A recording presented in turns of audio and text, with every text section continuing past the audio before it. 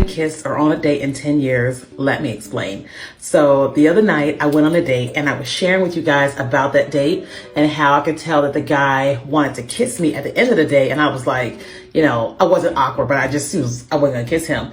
And I shared with you guys that I hadn't been on a date in 10 years and had been kissed. Well, the thing about it is that I went through a divorce 10 years ago, and divorce is very traumatizing.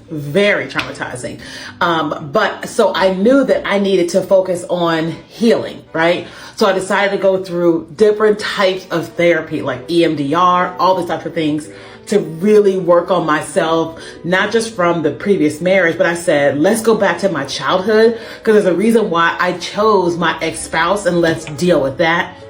And so I focused on that for a few years.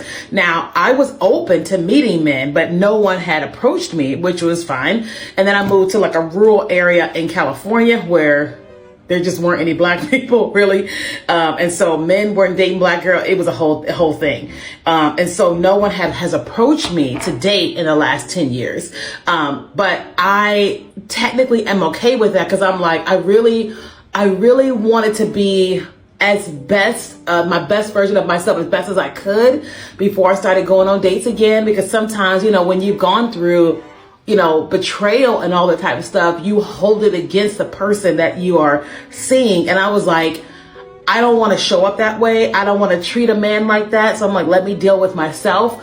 And so it, you know, obviously I would not have made it 10 years. Like, that was not my intent to go 10 years, but nobody approached me for 5 years when I lived in California. And so now that I'm back in Houston, men are approaching, you know, left and right, which is great, because now I'm a totally different version of myself. So that's why it's been 10 years.